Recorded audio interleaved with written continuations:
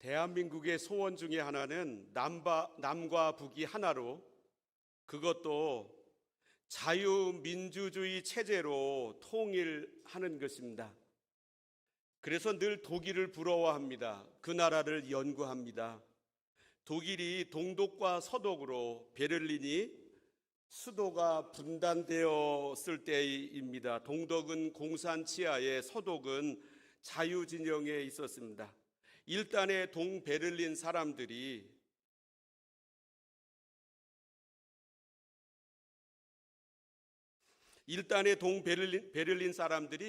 한 트럭의 쓰레기 더미를 서베를린 지역으로 가져가 쏟아 부었습니다. 서베를린 사람들은 그 쓰레기를 다시 주워 담아 트럭에 실어 동독으로 갖다 버릴까 생각했습니다. 그러나 그들은 일을 이런 식으로 처리하지 않기로 결정했습니다. 오히려 덤프트럭 한 대에 통조림과 쉽게 부패하지 않을 식량을 채워 동독으로 가져갔습니다. 그것을 산뜻하게 쌓았습니다. 그리고 그 옆에 표지판을 하나 세웠습니다.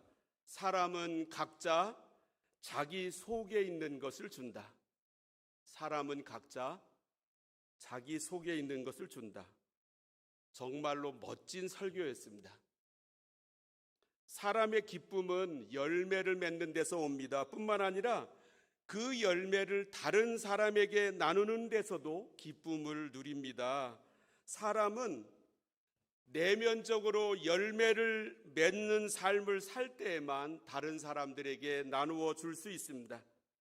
예수님은 요한복음 15장 16절에서 이렇게 말씀하셨습니다. 너희가 나를 택한 것이 아니요 내가 너희를 택하여 세웠나니 이는 너희로 가서 열매를 맺게 하고 또 너희 열매가 항상 있게 하여. 예수님은 우리를 부르셨습니다. 항상 열매 맺는 삶을 살도록. 그래서 예수 믿은 지 5년 지나고 10년 지나고 20년 지나면서 이전에는 없었던 열매들이 우리들의 삶에 나타나기를 시작합니다. 아주 자연스러운 모습입니다. 그런데 예수 믿은 지 시간이 지났어도 그러한 열매들이 내게 나타나지 않는 경우가 있습니다. 그 이유는 무엇이겠습니까? 어떻게 하면 내 삶에서 우리 예수님의 부르심의 목적인 열매가 맺어질 수 있을까요? 우리는 예수님께서 마태복음 13장에 말씀하신 7가지의 비유를 나누고 있습니다. 그 7가지 중에서 제일 기본이 되는 비유는 씨 뿌리는 자의 비유입니다. 오늘은 씨 뿌리는 자의 비유 중에서 3번째 시간입니다. 천국의 씨앗이, 말씀의 씨앗이 땅에 떨어졌습니다. 그런데 예수님은 씨앗이 떨어진 땅에는 4가지의 종류가 있다라고 말씀하십니다. 첫 번째 땅은 길가였습니다. 길가란 사람들이 걸어다니는 길거리를 가리킵니다. 옛날 말로 하면 신장로입니다. 만약 그때 아스팔트가 있었더라고 한다면 그곳은 아스팔트로 포장되어 있었을 것입니다. 천국의 씨앗이 그곳에 떨어졌습니다. 그럼에도 그 씨앗은 아무런 변화도 나타나지 않았을 것입니다. 2번째 땅은 돌밭이었습니다. 마치 바위로 된 산이었습니다. 바위 위에 얇은 흙이 덮여 있었습니다. 씨앗에 돌이 떨어져 씨앗이 흙에 떨어져 뿌리를 내었습니다. 그런데 흙 바로 밑에 돌로 된 바위 덩어리가 자리를 잡고 있었기 때문에 뿌리를 아래로 깊이 내릴 수가 없었습니다. 그래서 더 이상 자라나지 못하고 햇볕이 장렬할 때 그만 말라 비틀어지고 말았습니다. 3번째 땅은 오늘 본문에 나오는 가시떨기 밭입니다. 천국의 씨앗이 가시떨기로 꽉 차 있는 밭에 떨어졌습니다. 그 씨앗은 아래로 뿌리를 내리기 시작했습니다. 싹이 자라났습니다. 그런데 이번에는 아래가 아니라 위로 뻗어나지를 못했습니다. 아래가 바위처럼 돌산이어서 뿌리를 내리지 못한 것이 아니었습니다. 그와는 반대로 위가 꽉 차게 덮여 있었기 때문에 발아한 새싹이 위로 뻗어나지를 못하고 주저앉게 되었습니다. 열매를 맺도록 자라나지를 못했습니다. 이처럼 새싹이 자라나지 못하도록 막는 가시떨기가 있다라고 하는 것입니다. 이 가시떨기는 무엇을 뜻합니까? 첫 번째로 내 안의 장애물이 열매를 막습니다. 오늘 말씀 22절을 한번 읽어보겠습니다. 가시떨기에 부러졌다는 것은 말씀을 들으나 세상의 염려와 재물의 유혹에 말씀이 막혀 결실하지 못하는 자요. 말씀이 위로 자라나도록 하는데 방해하는, 못하도록 막는 것이 있었습니다. 그런데 영어 번역을 보니까 이렇게 되어 있습니다. 영어 번역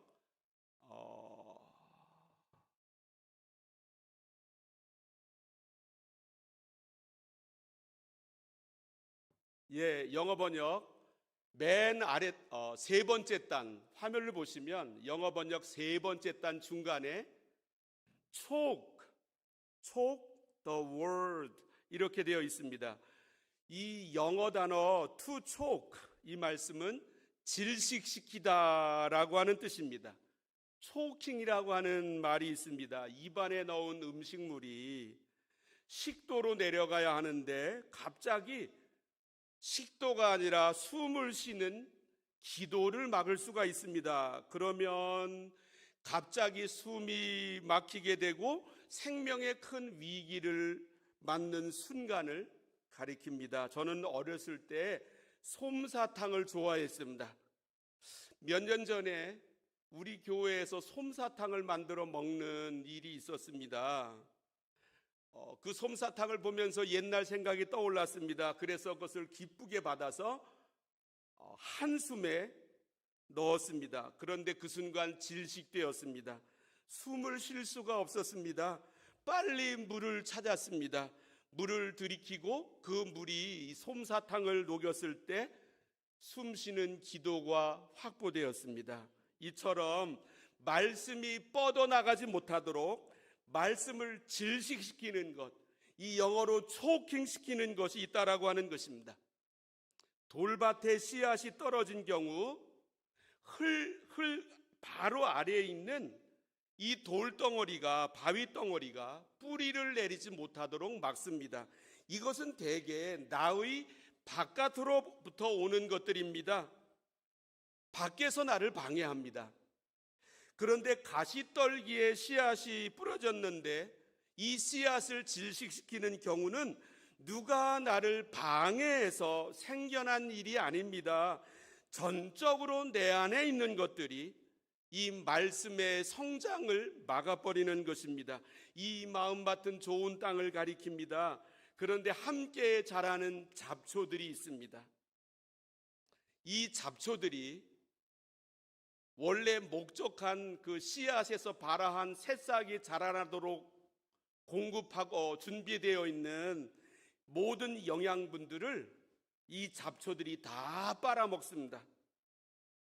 그래서 정작 자라나야 할 씨앗은 비실비실거리게 됩니다. 영양실조가 됩니다. 쓰러질 듯 허약한 상태입니다. 농사 지신 분들은 아시겠지만 잡초는 목적한 곡식보다는 훨씬 빨리 자랍니다. 그래서 농촌을 가보면 여름철에 뜨거운 햇빛 아래에서도 어떤 밭은 4번씩이나 5번씩이나 김매기를 하면서 모든 풀들을 제거해야 합니다. 오늘 본문은 내 안에 떨어진 말씀의 씨앗이 위로 뻗어나지 못하도록 질식시키는 것이 있는데 2가지라고 말씀합니다. 22절을 다시 한번 읽어보면 가시떨기에 부러졌다는 것은 말씀을 들으나 세상의 염려와 재물의 유혹에 말씀이 막혀 첫 번째는 세상의 염려, 두 번째는 재물의 유혹입니다. 이 두 가지가 말씀을 질식시킵니다. 그런데 이 본문을 가만히 들여다보니까 여기에 순서가 있습니다. 두 번째로 나타나는 가시떨기는 재물의 유혹입니다. 재물의 유혹. 이런 말이 있습니다. Money talks, 영어로. Money rules. 돈이 말해. 다 소용없어. 돈이 말해. 다 쓸데없어. 돈이 지배해. 돈은 사랑 빼놓고는 다 살 수 있답니다. 그래서 많은 경우 사람들은 자신의 인생을 돈 따라 움직입니다. 돈이 하자는 대로 내 인생을 움직여 나갑니다. 돈 되는 쪽으로 인생의 방향을 옮겨 나갑니다.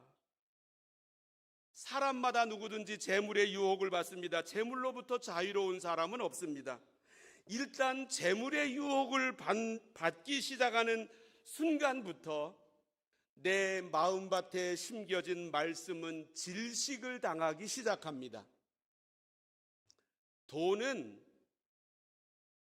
중립이 아닙니다. 예수님은 이 돈을 신의 위치에 우리가 놓고 있다고 해서 매몬이라고 만몬이라고 말씀하셨습니다. 그런데 재물의 유혹이라고 하는 오늘 본문 한국어 번역의 영어 번역을 보니까 세 번째 단 왼쪽 부분에 화면에서 보시는 대로 The deceitfulness라고 되어 있습니다. 이 deceitfulness라고 하는 말은 기만이고 속임수라고 하는 뜻입니다. 재물은 내게 기만을 합니다. 나를 속입니다. 어떤 속임을 합니까? 우리는 이 땅에서 불편 없이 살아야 한다고 생각합니다. 남들이 가지고 있는 김치 냉장고도 갖고 살아야 하고, 내 인생이 실패하지 않도록 충분히 준비해야 하고, 설령 실패를 했다 할지라도 그것을 만회하고 다시 일어설 수 있도록 기반을 충분히 마련해 두어야 한다는 강박관념이 있습니다. 나이가 들어서 혹시나 건강을 잃을 가능성도 있기 때문에 그때의 의료 예상 지출 비용을 젊었을 때 미리 확보해 놓아야 한다는 생각이 있습니다. 노년에 자식들에게 의지하며 살 수 없다고 생각하기에 그때의 생활비를 미리 확보해 놓아야 한다고 여깁니다. 뿐만 아니라 사람답게 살아야 하지 않겠는가?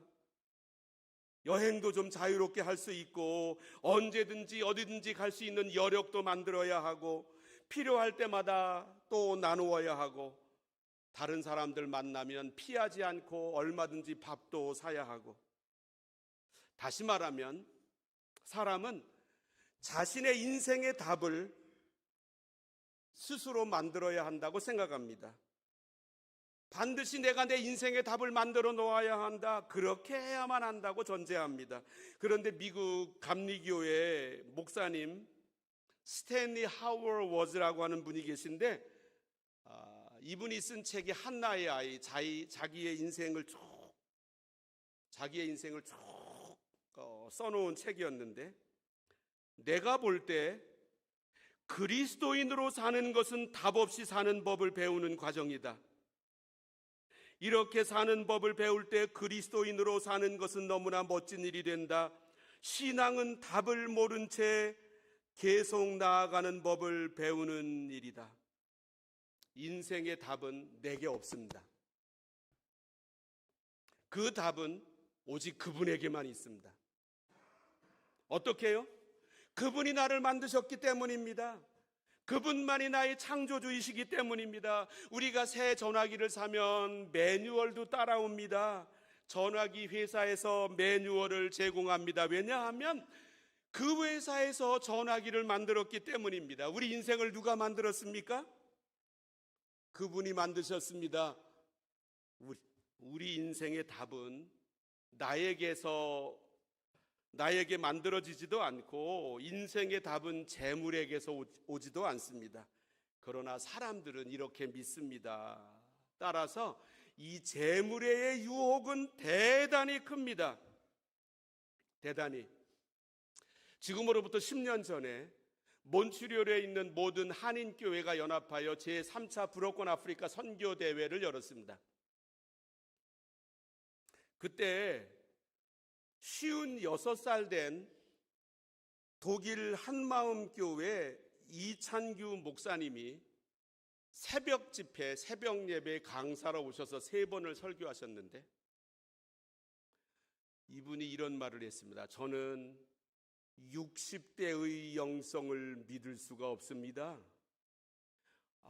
조금 젊었을 때 믿음으로 산다라고 하셨던 분들이 특히 목사님들까지 가만히 보니까 60대에 들어가서는 전부 다 옛날 모습으로 돌아가더라. 그러면서 60대의 영성을 믿을 수가 없습니다. 재물의 유혹은 내 안에 떨어진 말씀을 질식시킵니다. 그런데 이 재물의 유혹이 시작하는 지점이 있습니다. 두 번째로 세상의 염려가 말씀의 열매를 막습니다. 세상의 염려가 우리로 하여금 재물의 유혹에 무릎을 꿇도록 만들어 놓습니다. 일단 염려의 지배를 당하게 되면 사람은 자신의 관심사를 하나님께서 설계하신 곳보다는 염려가 가리키는 곳을 향하게 되어 있습니다. 모든 것에서 풍성해야만 제대로 된 인생을 살아갈 수 있다라고 여깁니다. 그래서 재물에 집착하게 됩니다. 예수님은 이 염려가 우리 사람들을 어떻게 이끌고 가고 있는지를 이렇게 말씀하셨습니다. 마태복음 6장에 있는 산상수훈에서 그러므로 내가 너희에게 이르노니 목숨을 위하여 무엇을 먹을까 무엇을 마실까 몸을 위하여 무엇을 입을까 염려하지 마라. 공중의 새를 보라. 심지도 않고 거두지도 않고 창고에 모아들이지도 아니하되 너희 하늘 아버지께서 기르시나니 너희는 이것들보다 귀하지 아니하냐. 너희 중에 누가 염려함으로 그 길을 한 자라도 더할 수 있겠느냐. 또 너희가 어찌 의복을 위하여 염려하느냐. 들의 백합화가 어떻게 자라는가 생각하여 보라. 수고도 아니하고 길쌈도 아니하느니라.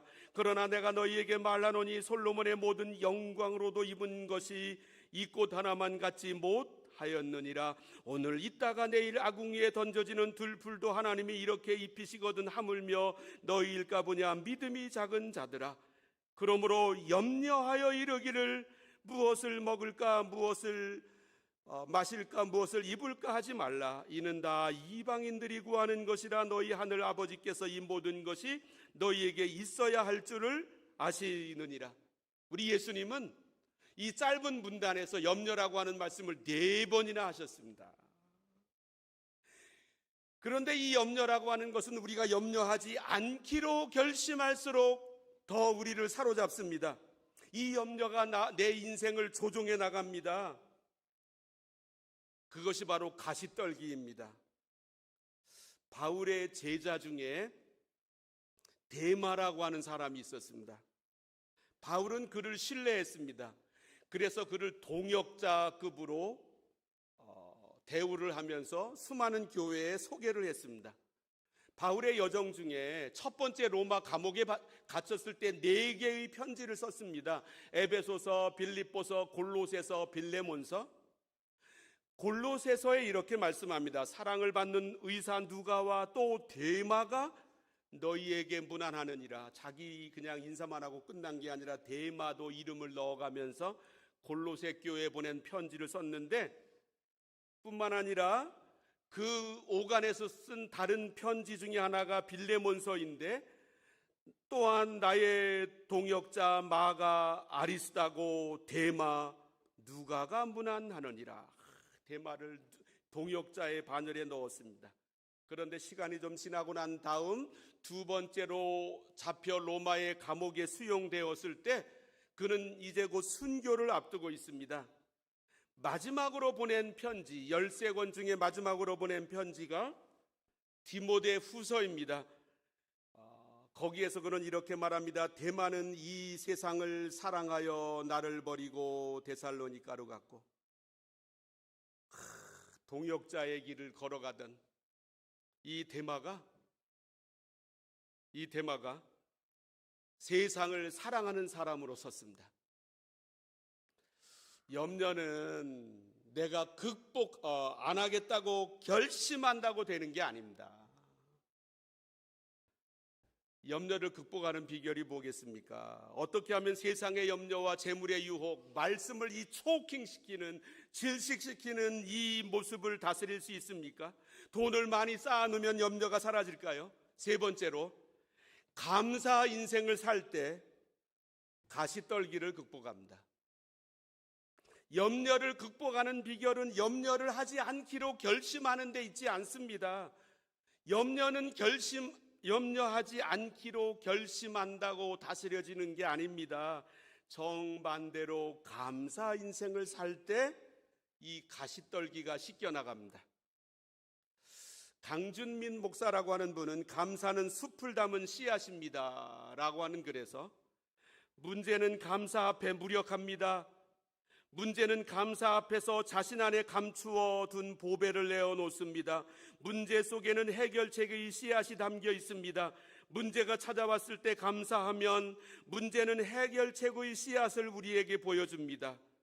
오히려 문제로 인해 감사드리십시오. 문제는 우리가 감사할 때 어쩔 줄 몰라 합니다. 문제를 일으키기 위해 찾아온 문제가 감사 앞에 고개를 숙이게 됩니다. 그리고 감추어둔 보배를 내어줍니다. 하나님은 문제라는 검은 보자기에 소중한 선물을 담아 보내십니다. 그래서 문제를 거부하면 하나님의 귀한 선물도 동시에 거절하는 셈이 됩니다. 감사가 이 문제 혹은 문제 때문에 생겨나는 온갖 염려, 이것을 다스리게 만듭니다. 그렇다면 내가 지금 부족한데도 감사할 수 있을까요? 우리는 무엇이든지 많은 게 미덕인 사회에 살고 있습니다. 그래서 사람들은 어디를 가나 무엇인가로 채우려고 안간힘을 씁니다. 빈 곳을 그대로 놔두는 것을 견디지 못합니다. 사람들은 생각합니다. 무엇인가 부족하면 불행한 것이고 풍족하면 그것은 행복이다. 그런데 한번 생각해 보십시오. 이 부족함은 사랑과 연결되어 있습니다. 부족하면 더 사랑합니다. 누가 더 상대를 사랑할 수 있는가? 이 질문에 대한 답은 누가 더 많은 부족함을 가지고 있느냐의 답과 같습니다. 상대보다 내가 더 잘났다고 생각하는 사람은 상대방을 덜 사랑하는 경향이 있습니다. 상대방보다 자신이 부족하다고 생각하는 사람은 그 상대방을 더 사랑하도록 되어 있습니다. 내가 부족함이 많음에도 불구하고 사랑을 받고 있다고 생각하기 때문에 더 사랑하게 되어 있습니다. 하나님을 사랑하는 것도 마찬가지입니다. 자신이 큰 죄인이라고 생각하는 사람은 하나님을 더 사랑합니다. 바울은 자신을 죄인 중에 괴수라고 고백합니다. 이 죄인 중에 괴수를 사랑하시고 은혜를 베풀어 주시고 이런 나를 사도라고 하는 직분까지 임명해 주시다니 하나님을 더 사랑하지 않을 수가 없었습니다. 하나님 앞에 내가 너무나 부족한 죄인임을 인정하는 사람은 하나님의 사랑이 그만큼 채워질 공간이 많다라고 하는 뜻입니다. 지혜로운 사람은 자신의 부족함을 원망으로 연결하는 것이 아니라 사랑으로 연결합니다. 따라서 부족함은 불평거리가 아닙니다. 더 사랑받도록 만드는 것입니다. 오히려 그래서 부족함은 하나님의 놀라운 복 중에 하나입니다. 사도 바울을 생각하면 우리는 완벽한 사람이라고 하는 생각이 늘 듭니다. 신약성경 27권 중에 13권이나 썼지요. 수많은 사람들을 세워서 교회 지도자로 세웠지요. 여러 지역에 다니면서 교회를 개척했지요. 그런데 바울에게도 육체의 가시라고 하는 약함이 있었습니다. 학자들은 육체의 가시가 무엇인지 의견이 분분한데 대개는 두 가지 중에 하나로 말하고 있습니다. 하나는 안질, 눈병 혹은 간질이라고도 합니다. 그런데 분명한 것은 육체의 가시 때문에 복음을 전하는 데 장애가 있었습니다. 그래서 바울은 육체의 가시를 제거시켜 달라고 하나님 앞에 3번이나 간절히 기도했습니다. 당연한 기도였습니다. 하나님께서 들어주셔야만 했습니다. 그런데 하나님은 이렇게 응답하십니다. 나에게 이르시기를 내 은혜가 내게 족하도다. 이는 내 능력이 약한 데서 온전하여짐이라 하신지라. 하나님의 응답은 노였습니다. 이 응답을 받은 바울은 고린도 교회에 편지를 보내면서 이렇게 고백합니다. 그러므로 도리어 크게 기뻐함으로 나의 여러 약한 것들에 대하여 자랑하리니 이는 그리스도의 능력이 내게 머물게 하려 함이라. 그러므로 내가 그리스도를 위하여 약한 것들과 능욕과 궁핍과 박해와 곤고를 기뻐하노니 이는 내가 약한 그때에 강함이라. 바울은 이 하나님의 응답을 통해 2가지를 깨닫습니다. 나로 하여금 교만하지 않도록 약함 그대로 두셨다고. 여러 계시를 받은 것이 지극히 크므로 너무 자만하지 않게 하시려고 내 육체에 가시 곧 사단의 사자를 주셨으니 이는 나를 쳐서 너무 자만하지 않게 하려 합니다. 마치 모든 것이 풍족한 사람은 상대방을 덜 사랑하는 것처럼 내게 모든 것이 풍족하면 하나님마저도 덜 사랑합니다. 또 한 가지 바울이 깨닫기를 자신의 연약함은 그리스도의 능력이 머물게 하는 통로라고 하는 사실이었습니다. 진정한 강함이 무엇입니까? 나의 결핍이 제거된 상태가 아닙니다. 오히려 하나님을 의지하지 않고는 살 수 없는 절대 의존성, 이 약함이 진정한 강함입니다. 하나님을 의지함으로 약함 가운데 하나님의 강함이 나타납니다. 그래서 바울은 이 사실을 깨달았기 때문에 약한 그때의 강함이라고 고백하고 있습니다. 다윗 왕도 인생의 말년에 지은 시편 23편에서 이렇게 고백합니다. 여호와는 나의 목자시니 내게 부족함이 없으리로다. 내게 부족함이 없는 이유는 수많은 것들을 채워 놓았기 때문이 아니라 여호와가 나의 목자이시기 때문에. 감사하면 내 안에 있는 재물의 유혹, 세상의 염려, 내 믿음을 질식시켜 놓는 이 모습들을 다스릴 수 있습니다. 답은 내게 없습니다.